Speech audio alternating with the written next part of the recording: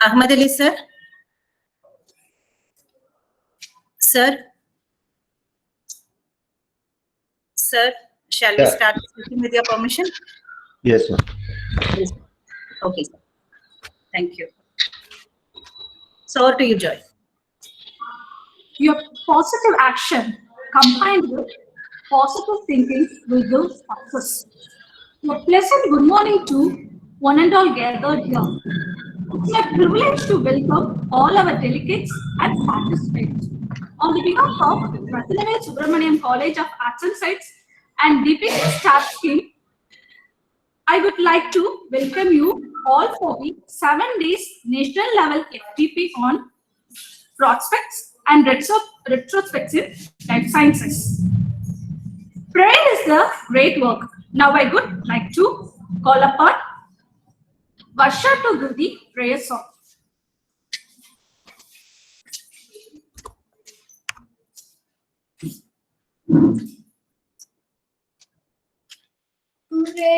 குறையொன்றுமில்லை மறைமூர்த்தி கண்ணா குறையொன்றுமில்லை கண்ணா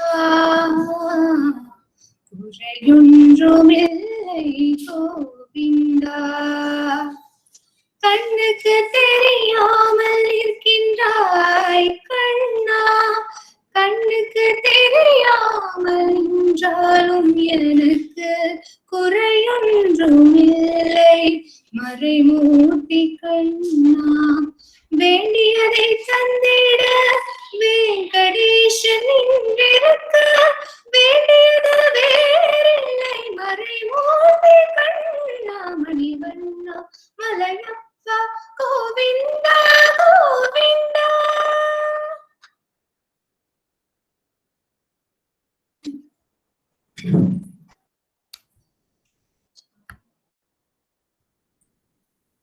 Thank you, Varsha. Welcome us to show honor. Now I would like to call upon our respected HOD ma'am, Mrs. Samina, to give the welcome address. Thank you, Joy. So, good morning to one and all present here, and welcome all the delegate and faculty members for the final day FDP on national level virtual FDP on prospects and retrospects in life science. So, this is our final day and this is the forenoon session. So, I welcome you all once again on behalf of Rathinaveli Subramaniam College of Arts and Science, Department of Biochemistry.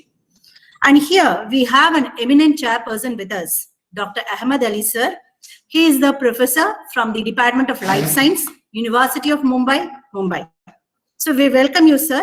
And in this session, we are very happy to hear from you regarding the research misconduct, the topic that you're going to highlight today. So on behalf of all of us, we welcome you once again, sir. Thank you, ma'am.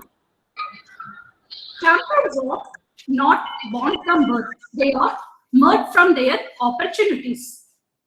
I welcome you Dr. Hagamat Ali sir. It's my pleasure to invite Dr. Shakti ma'am, Department of Biochemistry, to give an introduction about chief guest. A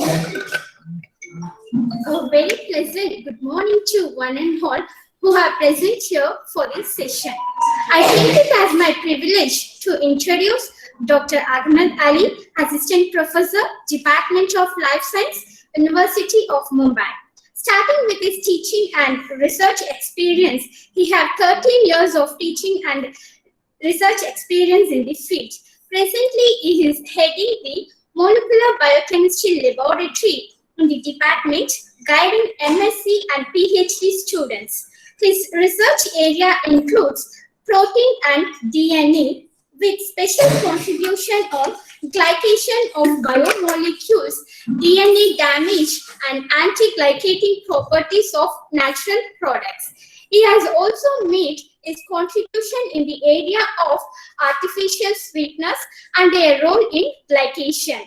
He has also received extramural grants from government and private funding agency. He is also serving as the reviewer and member of editorial board of various international and national journals like Chemosphere, Frontiers in Plant Science and Microbiology, Glycobiology, International Journal of Biological Macromolecules, Annals of Phytomedicine, and other journals such as Elsevier and Springer.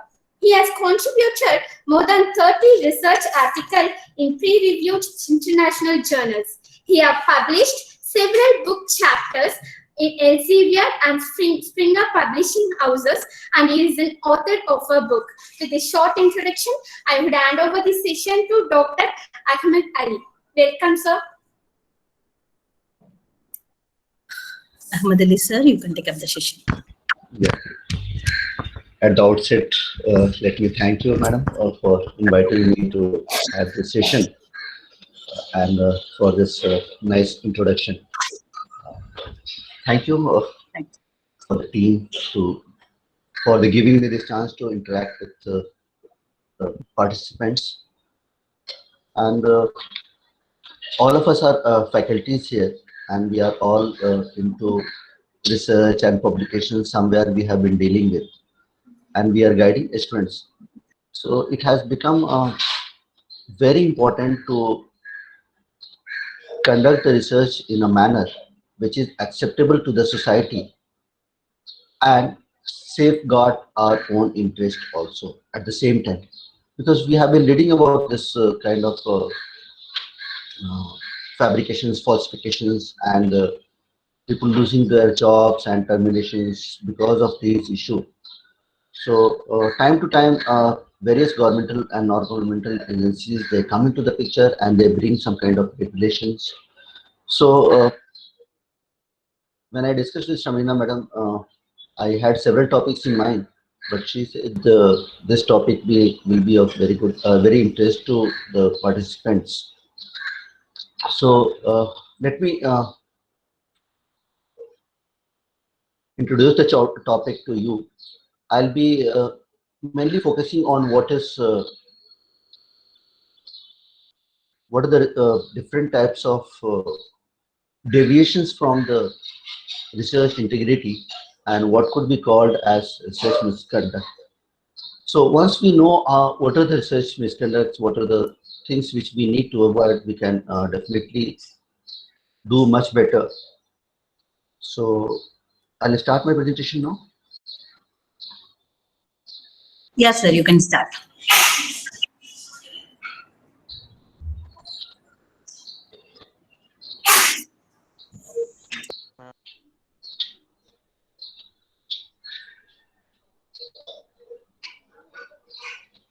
So is it visible? Can you see my slide, please? No, sir, it's not visible. You have to present now. You have to give present now. Okay. Yes, sir. When you give present now, I hope.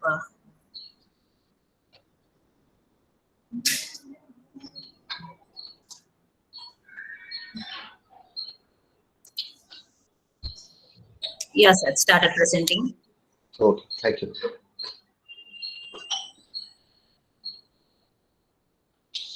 Yes, we can see you. So, can you see my full slide? Hello. We can see your slide, sir. Okay. Thank you. We can see. So, as I mentioned, that it has become very important to know what are the different aspects of research and what are the.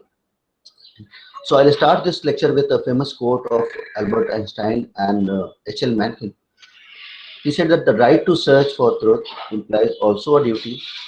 One must not conceal any part of what one has recognized to be true. Similarly, this philanthropist H.L. Mencken, he said, conscience is the inner voice which warns us that someone may be looking. So my lecture will be mostly on this, like what are the different types of research misconduct, what are the factors which influence research misconduct, what are the responses, how to deal with and how to prevent and how to avoid. There is one topic which I wanted to discuss, but the time is very short. Whistleblowers, but I have not included this in my lecture. And then we'll be talking about plagiarism in detail and what are the various government agencies at global and national level. We'll talk about them briefly. So we all know that research methodology has been included in our syllabus at the MSc and PhD coursework level, where we define what is research and what are the different types of research. I'll not go into detail, but just for our own this lecture, I'll give a few definitions of research, which means studious inquiry or examination, especially investigation or experimentation aimed at the discovery and interpretation of facts, revision of accepted theory or laws in the light of new facts, and practical application of such new or revised theories or laws. So we know that the research is a basic or fundamental aspect of our development of our societies. So it is a major commitment from the public or private sector. And if the research is conducted in a very nicely or proper manner, these results and findings become the basis for the policy decisions at all level of government and the private sector. And we have been seeing the recent surge of coronavirus and the development of vaccines and the concern of public and the government and private sector. So keeping in mind all these factors, it becomes very important that the research is conducted with integrity, means in a responsible manner. And if you remember the quote of that quote of Albert Einstein, where he said that nothing should be concealed. Whatever we have found, whatever data is generated, it has to be presented as it is. So research must be conducted with integrity and in accordance with high ethical standards. So accordingly, these things have been introduced in our syllabus also, where we teach about bioethics and depending on the subjects. So you can see that this is behavior of integrity is actually basically a component which is made up of several factors, which have truth, transparency, self-discipline, fairness, and it should be also open for criticism. So many government agencies like OCR of America, and they have now guidelines what is the responsible conduct of research, that becomes short form of that is RCR. So there are several components in this also: peer review, authorship and publications, collaboration research, conflicts of interest and commitment, data management practices, research misconduct, protection of human subjects, and mentor and trainee relationship. So there is a need to define integrity, because any deviation from this integrity will be part of misconduct. So integrity is incorruptibility, firm adherence to a code of especially moral or artistic values, soundness and unimpaired condition, and completeness, quality or a state of being complete means whatever we are doing, they are presented as it is without any tampering, and whatever we are presenting, they are going to be complete. Okay. So integrity, you can see the cartoon, doing what is right even when it is difficult, is basically the social definition of. So it is an attitude, a state of mind, a commandment, must be cultivated and honed. Now, the government agencies and all these things, all these policy makers now, they are trying to make people aware at the school and college level, where integrity is taught, and we have been reading about the moral lectures and moral stories. Basically, that is to cultivate the integrity and honesty. So it occurs in a context, a team sport means or everyone is involved, and modeling critical to its development. So Office of Research Integrity, that is a US based office, which has defined this research integrity as adherence to rules, regulations, guidelines, and commonly accepted professional codes or norms. So mostly all the government agencies, they have accepted this as a definition for. So we can say that any deviation from this definition means non-adherence to rules and regulations, guidelines, and commonly accepted professional codes or norms will be called as research misconduct. Okay. So this becomes very important to ensure the reliability of the research results and to preserve public support for research.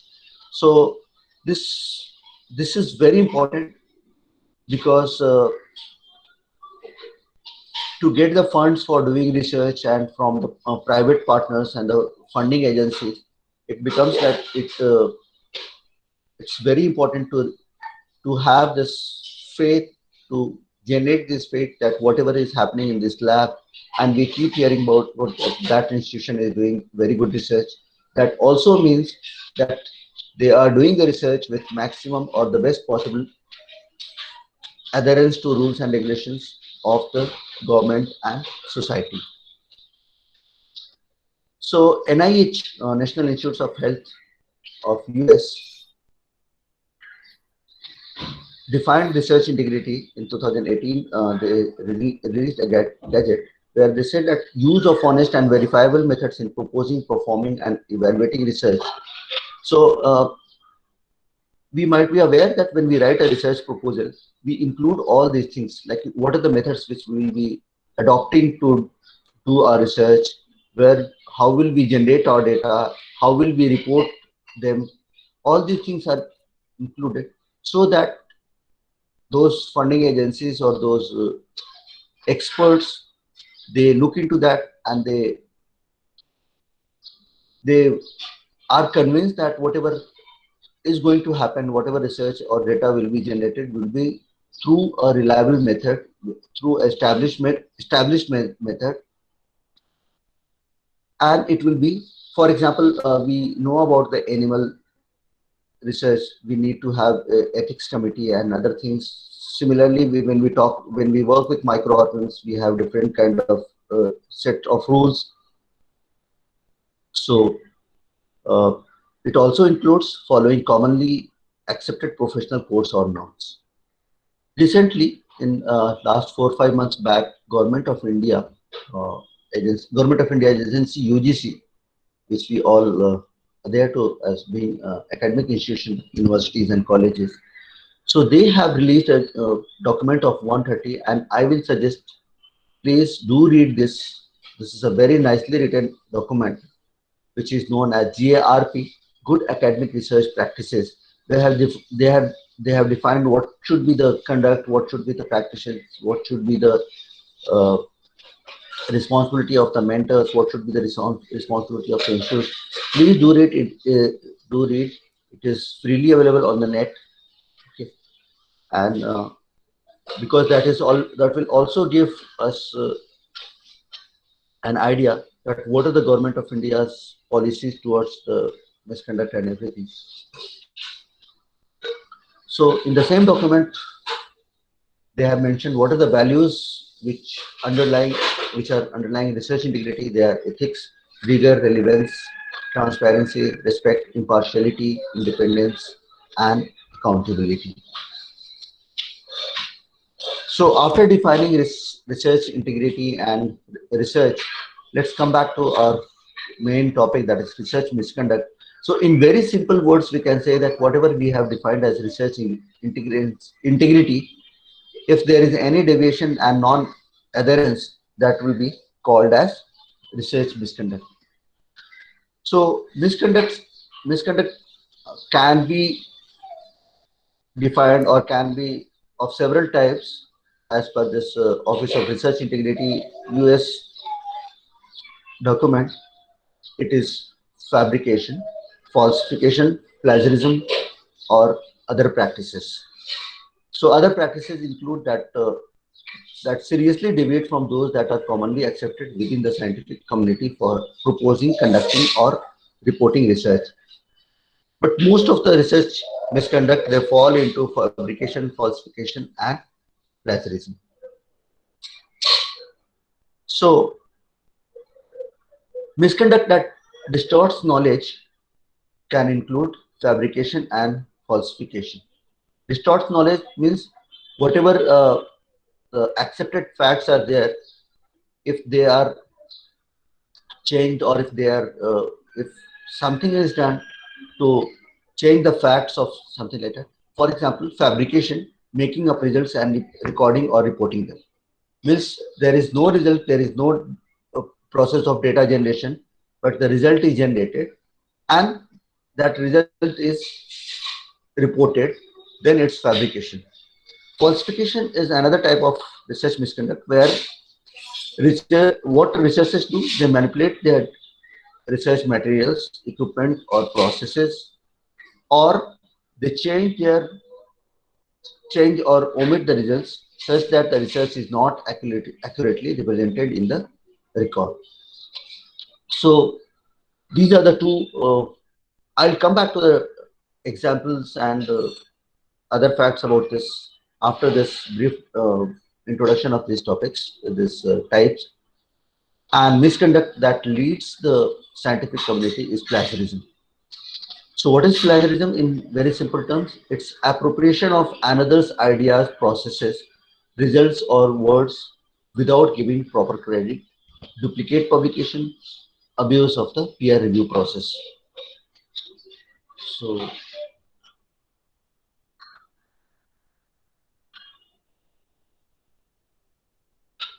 am I going okay? Is it okay, or I, madam, can I? Hello, hello,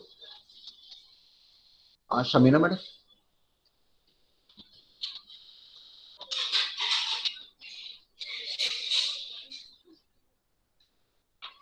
Hello,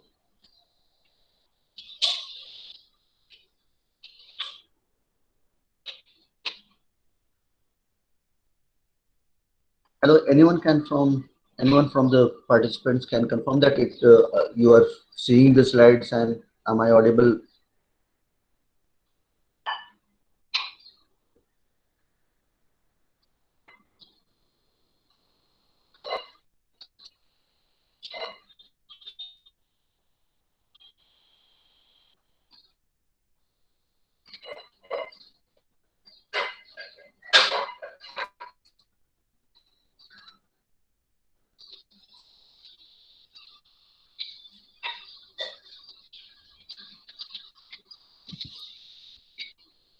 Okay, thank you.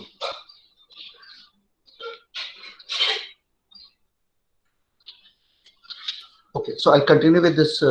Because, you can ask questions or you can do anything. You can do it in between. Also, you can ask in the at the end of the presentation also. So please do let me know if there is any issue anywhere. So fabrication, I told you that fabrication is the cooking up of the data which does not exist. So for example, one created the records of interviews that were never performed.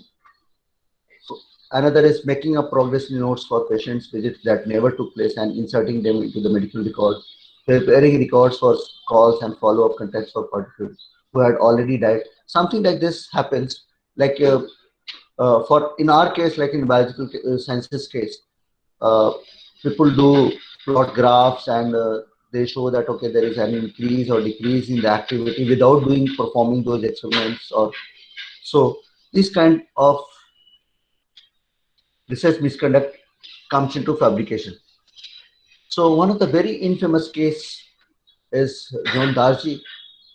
He worked as a research fellow at Howard University and he fabricated data for more than 100 research papers, which some of them were published in very prestigious journals like NEJM, National New England Journal of Medicine. And some of the intriguing facts were that like none of his study co-authors were apparently aware of his misconduct. NIH asked Howard to refund more than $1 lakh, which had been awarded to Darcy for research. So later on, there was a committee set up for investigating this fabrication by Darcy. So what he was doing, he had been altering dates on his laboratory work to make a few hours of work appear to be several weeks of data. And more scrutiny revealed that he had previously used false data between 1966 and 70 at Notre Dame University also.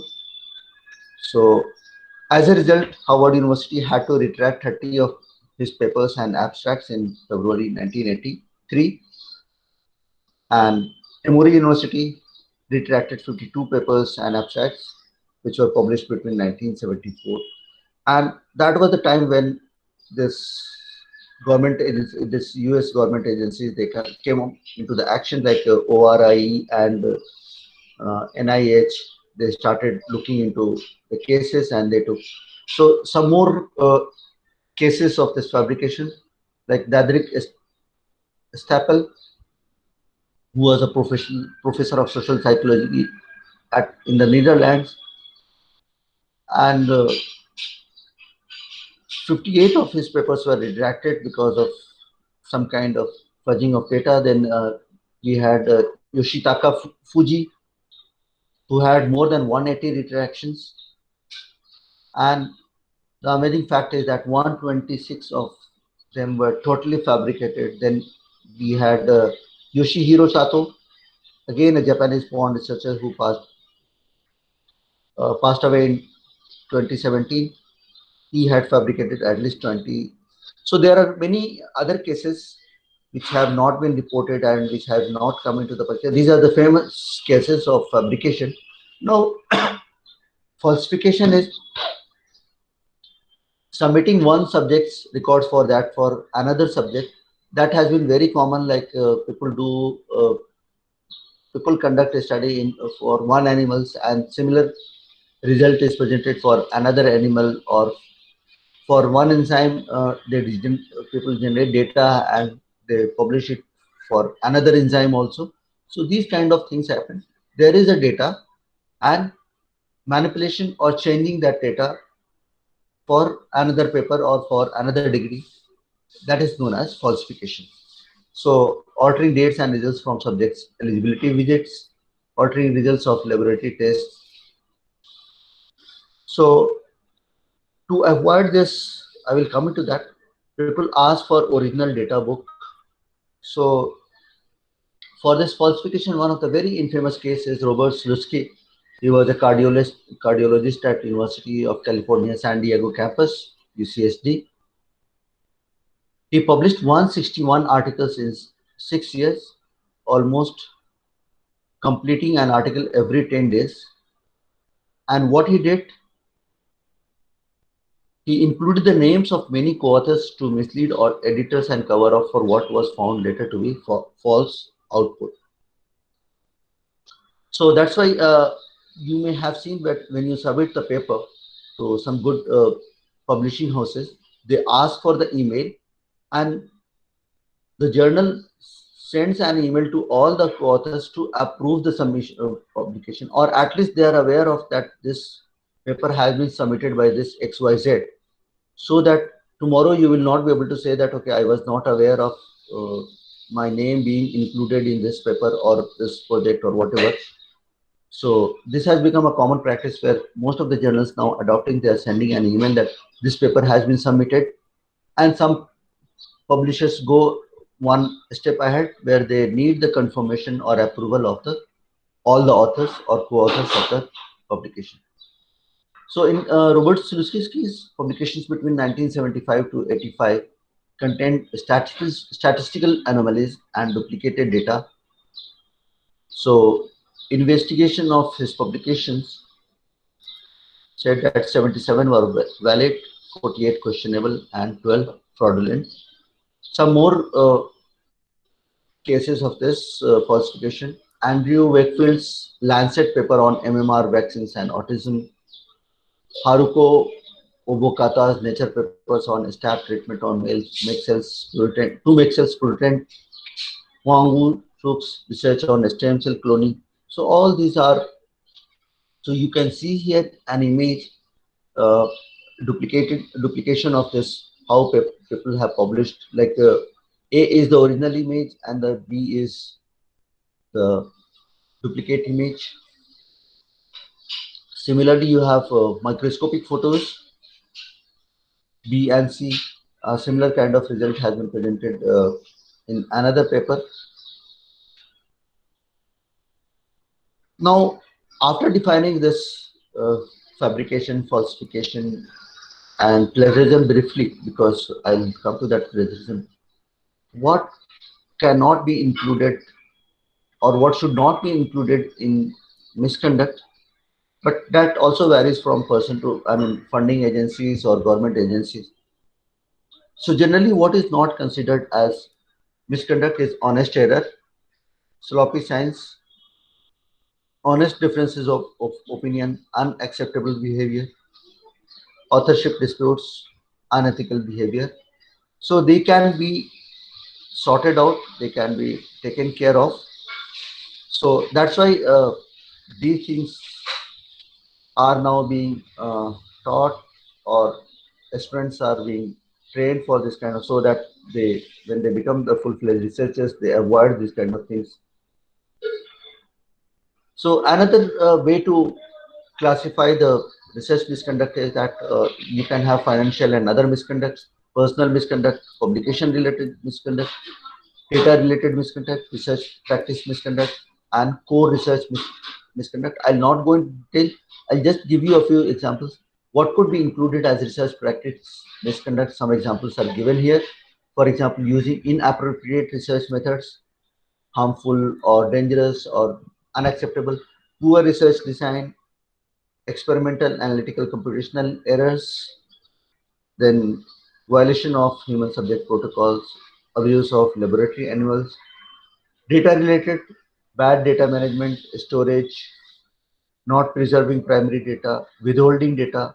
So all these things can be. Now publication related misconduct, which happens very often, claiming undeserved authorship. For example, one has given some kind of support.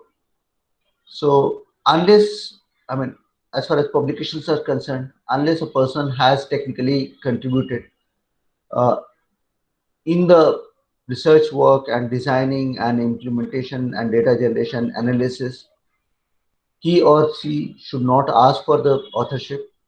Uh, so some journals have started doing this also. they have started asking the the corresponding author that if you have given 5 authors in your list, what A has contributed, what B has done, what C's contribution is in this paper sheet, paper. So they ask a detail of what is the individual author's contribution in the paper, this uh, writing of this paper and publishing. So denying authorship to contributors, this is also a very common thing. Students have conducted the research, but they are not given the due credit, or you give it to someone else. Artificially proliferating publications, you keep on publishing similar data, failure to correct the publication record. Then personal misconduct can be inappropriate personal behavior, harassment of the students or trainees, inadequate leadership, mentoring, counseling of students. Means uh, those students have joined under a researcher, but they are not being given proper training and proper mentoring to conduct the research. They are left on their own. They have to. So this all include insensitive to social or cultural norms. Like there are various issues like time frame, and so financial and other misconducts. It includes peer review abuse, for example, non-disclosure of conflict of interest. This is a very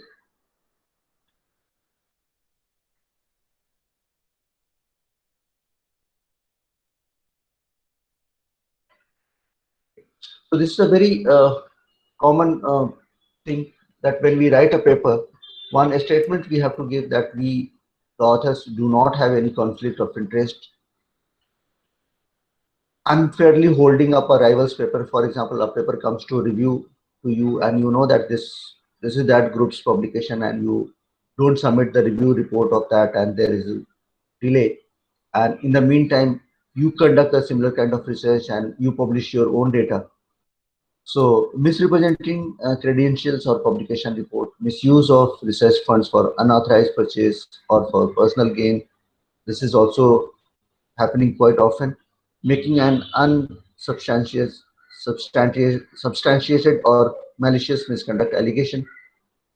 So just to conclude that, what are the top 10 misbehaviors which can be, which are generally seen in the lab? One is that falsifying or cooking research data, ignoring major aspects of human subjects requirement, not properly disclosing involvement in firms whose products are based on one's own research, relationship with the aspirants, research subjects or clients that may be interpreted, using another's ideas without obtaining. So some of these are very common. Unauthorized use of confidential information in connection with one's own research, failing to present data that contradicts.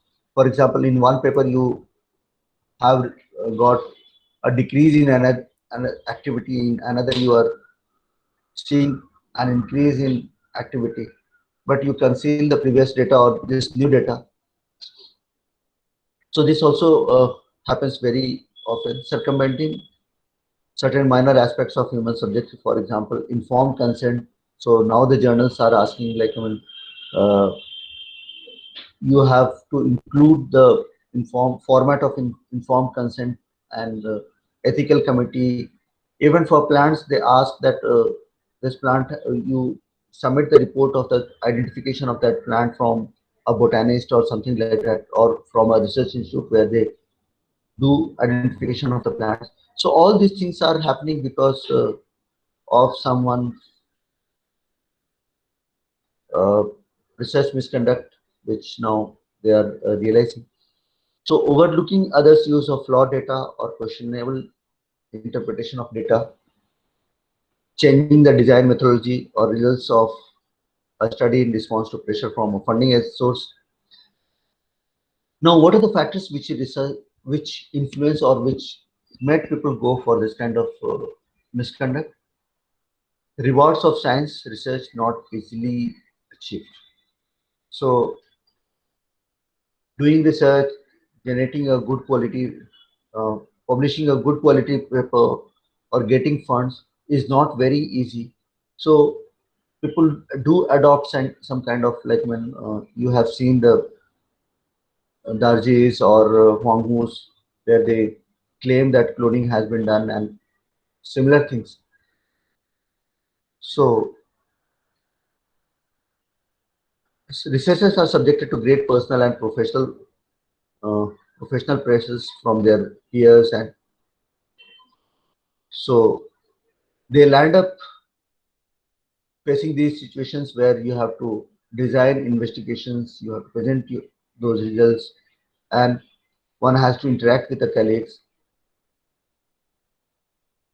So if one is not able to, so what happens? Waste time and resources, slow the advancement of knowledge, undermine professional and personal trust. So as a result of all this, what people do, they fall into uh, this area of research misconduct where they either fabricate, falsify, or so these are the some of the factors which conflict between professional and personal lives, need for recognition and advancement.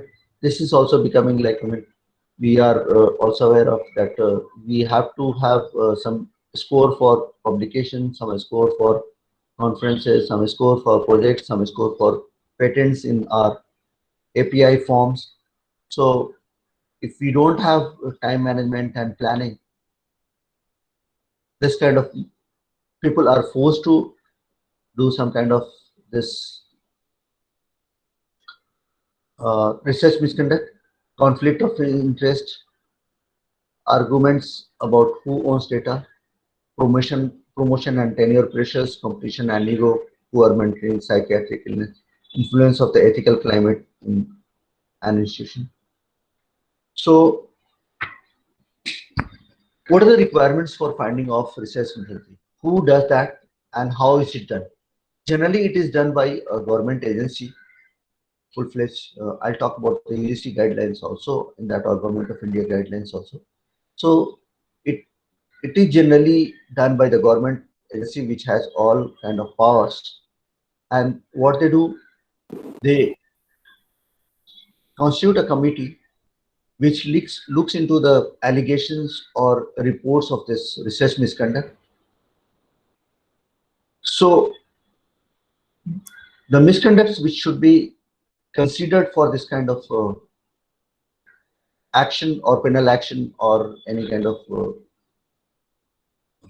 disciplinary action must be committed intentionally, knowingly, and recklessly, and the allegation has to be proven by a preponderance of the evidence. Means there should be clear-cut evidence that this misconduct has been conducted. So it includes several phases. One is the inquiry. So the first phase is that it is assessment of the allegation is done. Then investigation is done, where all the evidences are searched for, and then it is established. And then finally that adjudication, where recommendations are reviewed, appropriate corrective actions are determined by the government agencies. So if you see the flow chart of this investigation process, so if there is an allegation of misconduct, so the question is that is this credible, material, or verifiable? If no, then close the case. If yes, go ahead, open formal investigation by a highly qualified committee. Then is wrongdoing established? If yes, then go ahead and report to the higher authorities, which will take action. If no, then closure of the case can happen. So what are the prevalence rate of this RM?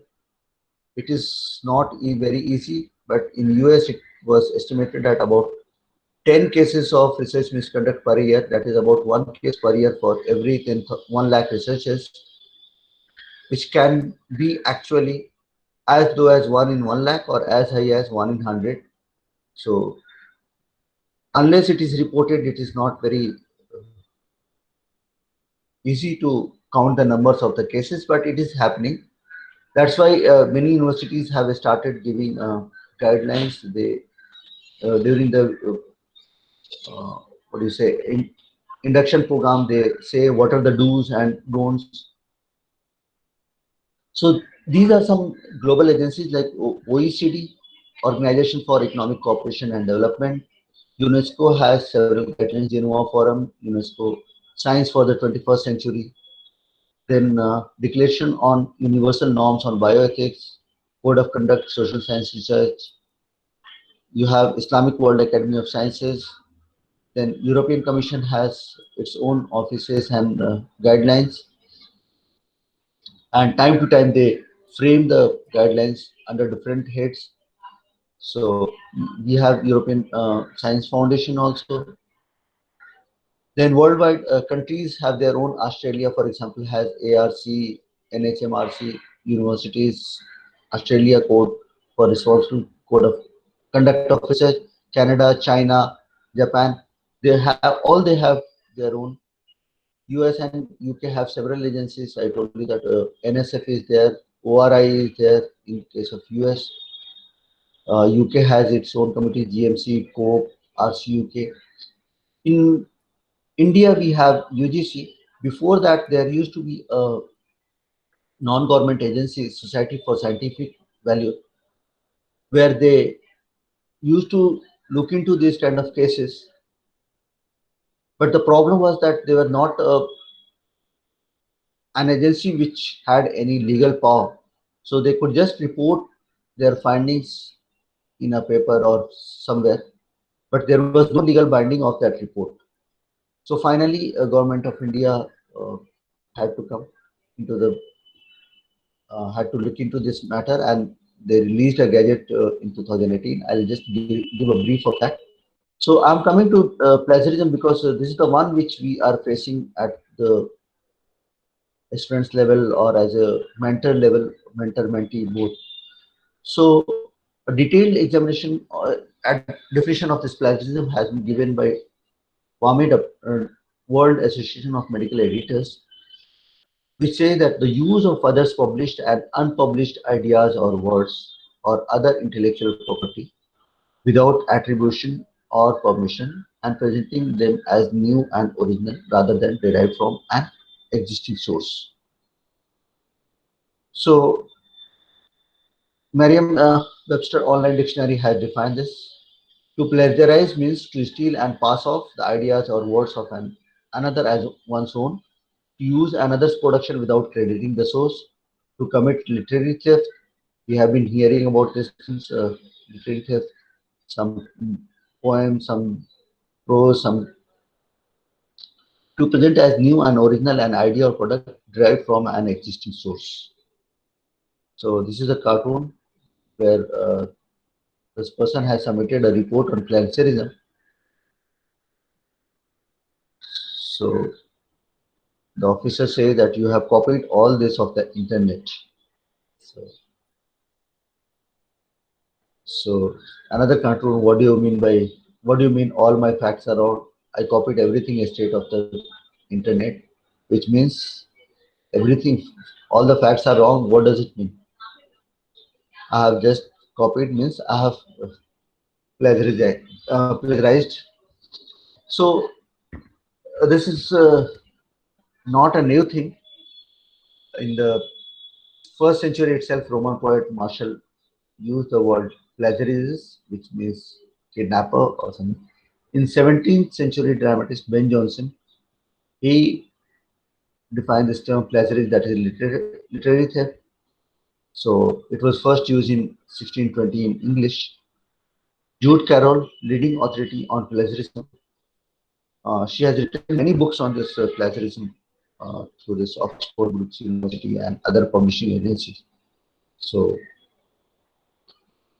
Sometimes we get confused with the plagiarism and copyright violation. I am not going to the IPR issues, but there are some overlaps, so people do get confused with this. So I just thought it would be better if you can uh, just focus on one. What are the basic differences between this?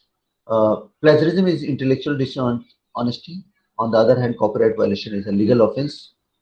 So the Senate or professional bodies or government agencies enforce them. On the other hand, copyright violation is taken care by the courts. How one can avoid this plagiarism? Just cite the original author. Copyright get authorization form from the copyright owner. Threshold of the violation very stringent. Reasonable fair use allowed. So another cartoon. It's not the same.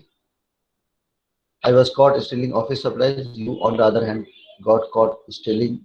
So it shows the severity of the crime.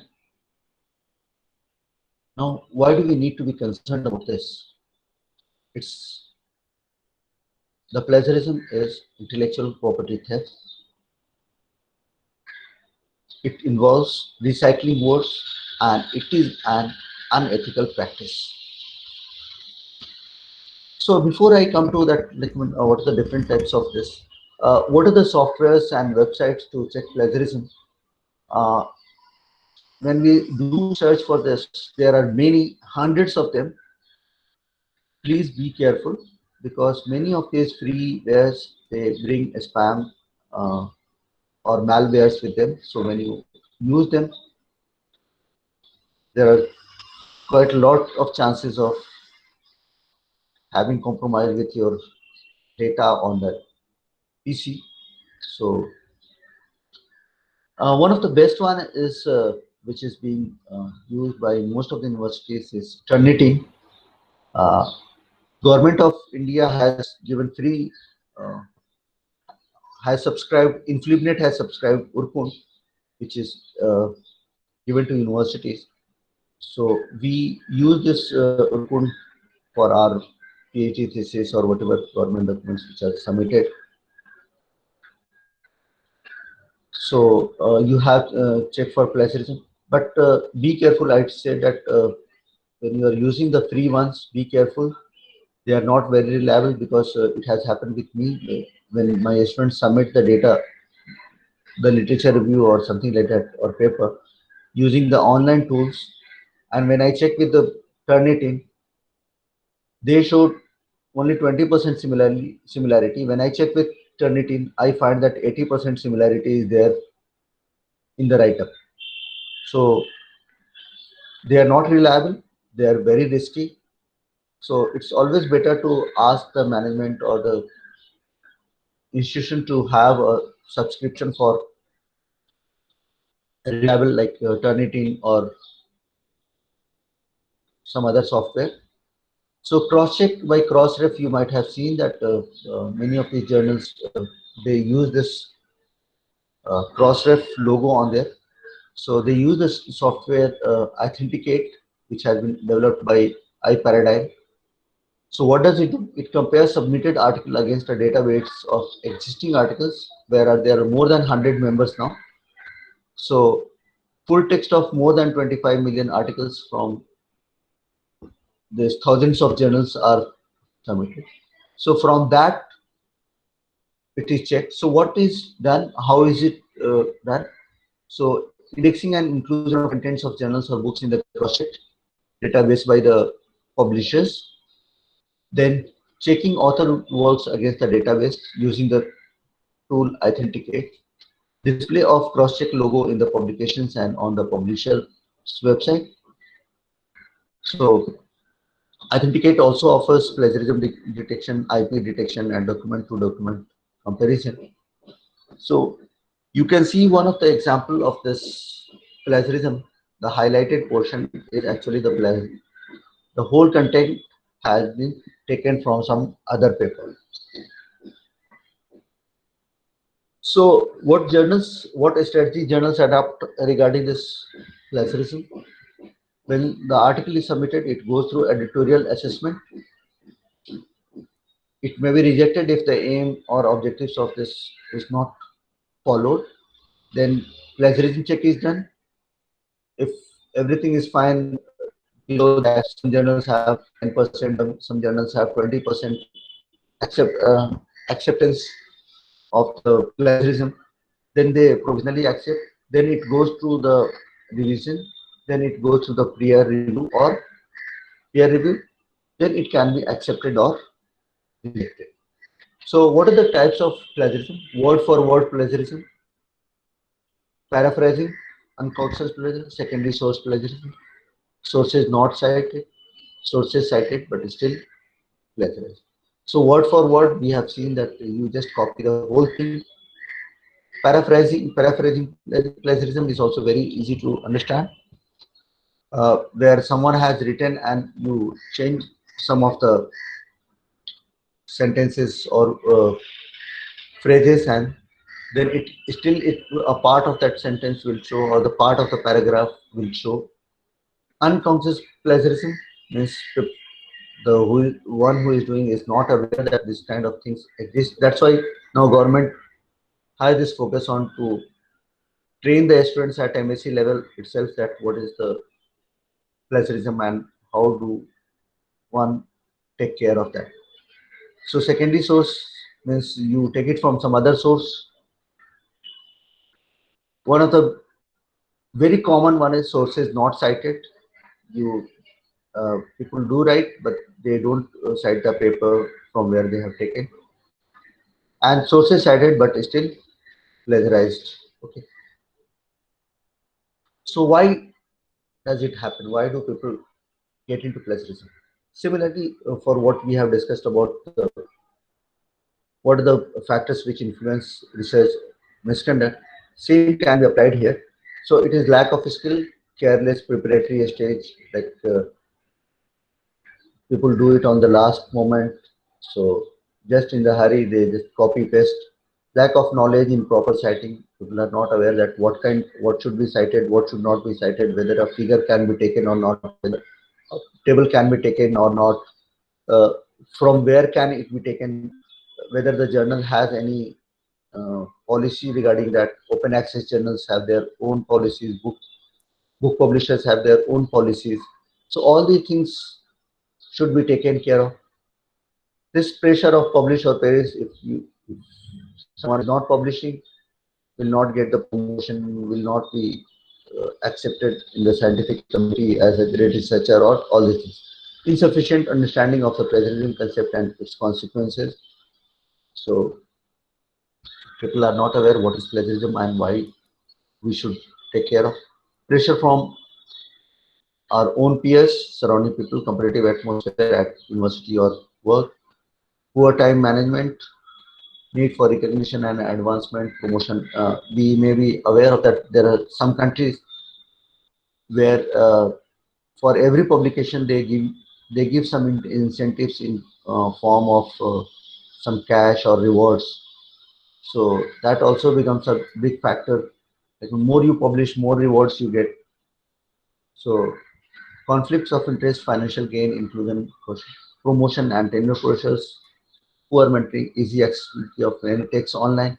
So this has also contributed a lot because now most of these contents are available online. Earlier, 15-20 years, people used to go to the sub-library for referring some journals. Self-plagiarism has become, and it has become a controversy, like whether it should be accepted or not. There is a long debate going on. So what does a researcher or author do? He or she copies his or her own words from a published paper, more common than plagiarism of the work of others, also known as recycling fraud, can be justified when a researcher is bringing the similar idea before readers of journals in a different field. Identification difficult, limited views of material both legally and ethically accepted. So how do we avoid plagiarism? The key is to give credit where it is due. What needs to be credited? This, if we know, then will take care of this plagiarism, will take care of the similarity issue. Words or ideas present in a magazine, book, newspaper, song, TV program, movie, web page, computer program. Information you gain through interviewing or conversing with another person face to face. When you copy the exact words or a unique phrase, when you reprint any diagrams, illustrations, charts, pictures, or other visual materials, when you reuse or repost any electrically available media. So some of the infamous cases one might have heard about the B.S. Rajput, Professor B.S. Rajput controversy, Gopal Kundu controversy regarding plagiarism, Anna University controversy. So they were the very infamous controversies happened in last few decades, in last 1 or 2 decades. One is that Mashelkar case. Uh, it was published in the Hindu paper where Mashelkar resigns from patent panel following plagiarism charge. He confirmed to the Hindu that certain lines used in their reports conclusion had been taken verbatim from a November 2005 paper that was authored by Shamnath Bashir, a doctoral aspirant and associate at the Oxford University. So after that, Dr. Mashelkar resigned from this. It keeps happening in universities, many ministers, and they have been caught and they have resigned. So these are the countries which are facing mostly these issues, and they have developed mechanism to take care of. Some of the responses which we come across is that when the okay, to be honest with you, I was not aware of the fact that I need to take prior permission of the authors of the original article. Our main goal was to spread the knowledge into the local investigation committee, so it was published in a local journal as a review article. I was shocked when I saw the attachments. Only idiots can do such a thing, which I am not. So some of these responses. Now I'll come to this gadget of 23rd July 2018, which has been published by Government of India and has been accepted by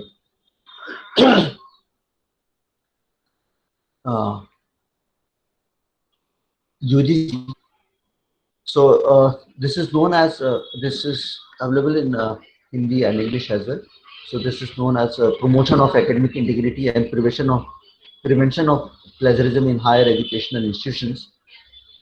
So gadget of. So what does it do? It defines plagiarism and how to deal with this. So in this document, plagiarism has been defined as the practice of taking someone else's work or idea and passing them as one's own. So the similarity checks, basically Urkund or any software which someone is using, should exclude. You have this option in similarity check tools to exclude the following: all quoted work reproduced with all necessary permission and or attribution. All references, bibliography, table of content, preface, and acknowledgements can be excluded. All generic terms, laws, standard symbols, and standard equations can be included. So after avoiding or excluding those things, the plagiarism level will be 0 to 3. Level 0 is similarities up to 10%. Minor similarities, no penalty. Level 1, similarities between 10 to 40%. 2, 40 to 60%. Level 3, similarities between above 60%. Why they have classified this? Because all these levels have different penalties depending on the content of the plagiarism. So institutional academic integrity panel has to be constituted by higher education institutions, HEIs. So depending on the level of the plagiarism, the penalties will be, or the severity of the penalty will be based on that. Minor severity level 0, there should be no penalty. Level 1, similarity is above 10 to 40%. In that case, a student shall be asked to submit a revised script within a stipulated time period not exceeding 6 months. Level 2, between 40 to 60%. In that condition, a student shall be debarred from submitting a revised script for a period of 1 year. And if the similarities are above 60%, the registration for that program should be cancelled for that student. If there is a repeated plagiarism, then in that case, a student shall be punished for the plagiarism of one level higher than the previous level committed by him or her. In case where plagiarism of highest level is committed, then the punishment for the same shall be operative. Now, in the academic and research publications, if it is 10%, there is no penalty. If it is 10 to 40%, the researcher shall be asked to withdraw, or the researcher or academician shall be asked to withdraw the manuscript. If it is between 40 to 60%, the researcher shall be asked to withdraw the manuscript, shall be denied a right to 1 annual increment, and shall not be allowed to be a supervisor or to any new master's, MPhil, PhD student for a period of 2 years. And if it is above 10%, 60%, shall be asked to withdraw manuscript, shall be denied a right to 2 successive annual increments, shall not be allowed to be a supervisor to any new masters for 3 years. So these are the recommendations of UGC, Government of India. Please go through that because it's very important to safeguard our own career or job as well as the student's career and the mentoring. So the 2 documents need to be really gone through that GRP and this 31st July 2018 Gazette of Government of India.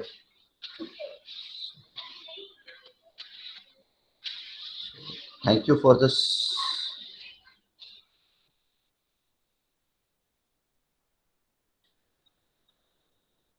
Thank you so much, sir. It was a very nice presentation. Stepwise, you went into the details of what has to be done and what are the things that we should not do, like plagiarism and other things. Thank you so much.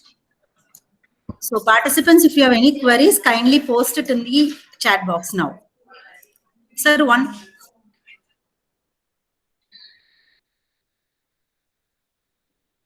Yeah, yes, sir. I can see one question. Do we have any freely available tool for plagiarism check? Which one? The issue is that I told you that there are many hundreds of tools available online, but the problem is that they bring malwares with them. So, and they are not reliable. For example, I have told you that I mentioned that my students, MSc students, used to submit using those online tools, but showing that there is only 20% similarity. But when I used to check with the Turnitin or something like that, it used to come as 80% similarity. So there are 2 issues with this freely available online tools. One is that reliability, and the other one is safety issue or own laptop, anything, because they bring malwares and other things. So Government of India UGC has given this Urkun to most of the institutions, I think. So that should be, because that is also acceptable for our PhD thesis and dissertation.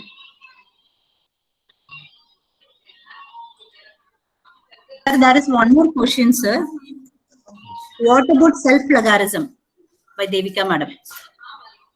Yeah, self-plagiarism is again a very controversial issue. Some people are very harsh on this. They say that no, it cannot be accepted under any circumstances. Some people say that it is okay to accept to a certain extent. It should not become a practice that you are going repeating, because you are publishing that work and you are giving sometimes copyright to the journal. So the moment you publish and when you hand over the copyright to the journal, it becomes their property. So you cannot go on publishing, writing the same thing in another journal. So still, till the time it becomes a very what do you call accepted or any rule on that, people are avoiding it.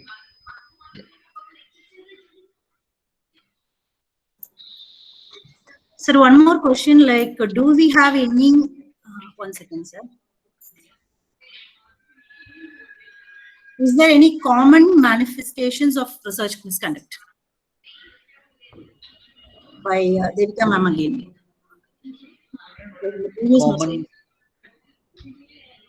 Common manifestation, I didn't get actually. I mean, what could be the common? Because different, yeah. Devika ma'am, what you really expect from your question, can you please unmute and answer to us? Devika ma'am.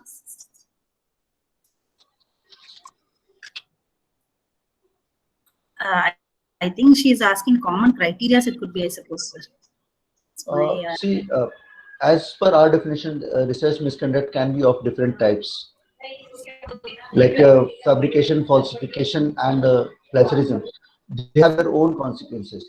If you see that fabrication is like, there was no data and one has generated. So accordingly, that's why Government of India has asked, or UGC has asked to constitute a committee for every institution where you have a departmental level and college level and then university level. So they look into the matter and they have given different kind of set of guidelines for all this, which includes termination of increment or guiding of your research experience. Her question was common criteria only, sir. She has mentioned over there in the chat box again. Okay, Devaki ma'am. I hope your question is clear. Answer is clear to you now. And there is one more question, Sir Ahmad Ali, sir. It is from Prabhahar. Self-plagiarism of material and methodologies like protocols. Do we have any revaluation? Yeah. Sometimes the journals rely on this, but what happens ultimately that when you take the overall content of this, so they say that nothing above 10%. So what people do, I mean, what is the generally becoming a practice that instead of going into the detail writing, like you have taken 10 microliters and 15 microliters and added this and incubated this, you write that this was this method has been taken from the previous work. So, sir, I have a question for you regarding Grammarly. Grammarly, like also go for those softwares like some versions are paid after a certain thing, like a period, like they give some free sessions. Afterwards, we go for the paid one. So in that also we have plagiarism. So how far is Grammarly okay, sir? Like Grammarly is also a very reliable tool. Yes. See, any paid software generally is a very, because they maintain the quality.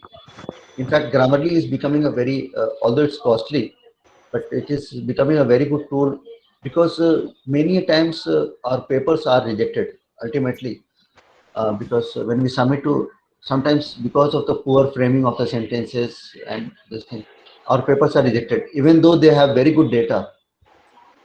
So Grammarly is very helpful in that because it does both the things. It checks the plagiarism also, and it does the checking of your our sentences work. So Okay, sir. Thank you so much. And sir, one more thing, like, can you post your email ID in the chat box so that for further? yeah, sure. I had given it on the. Yeah, I think the participants can also give your email ID, sir. Like, yeah. Well, there are many appreciation messages coming from different persons.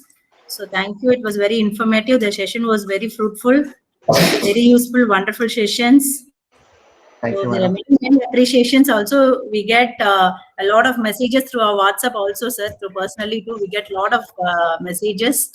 So Ahmad Ali sir, really the day was blessing today because without knowing the proper thing in research, like writing a paper or writing a thesis is really difficult. We do understand. So the session was very informative. And thank you so much, sir. Thank you. And yeah. So again, I have a suggestion for all the participants and all of us, not the participants, because we are all colleagues. So please go through that GRP and this 31st July 2018 gadget, Government of India gadget, because then we cannot say that, okay, we were not aware of. And I have one of the case, like when a person who had retired and it was found that some of his papers and documents were plagiarized. He had to forego his pension.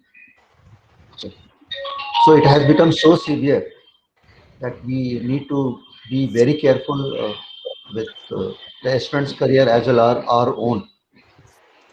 So Government of India and other agencies, journals, they reject. Journals have been very nice to us so far. They don't say that your manuscript has been plagiarized. They don't reject on the basis of they simply say that, okay, it doesn't fall into aims and objectives of our own, or we have huge rush of papers, and thank you for submitting, and we would appreciate if you can submit it to us. But in many cases, it is basically the plagiarism issue on the basis of which they are rejecting our papers. So we need to be very careful. Thank you so much for your kind words, appreciation. In Thank fact, you, if sir. you, And Ahmad Ali sir yeah. has mentioned his email ID over there in the chat box, and his contact number has also been displayed.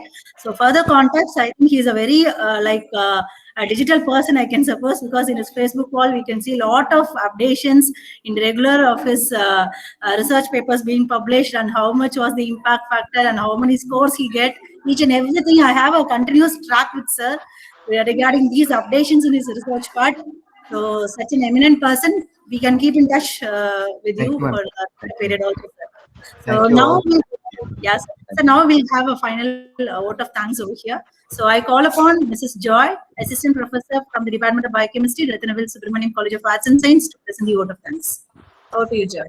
Yeah. No duty is more urgent than returning thanks. As we express our gratitude, we must never forget the highest appreciation. The was right for me that I am proposing vote of thanks. I, on behalf of management, first of all, spread my most sincere thanks to the Lord God.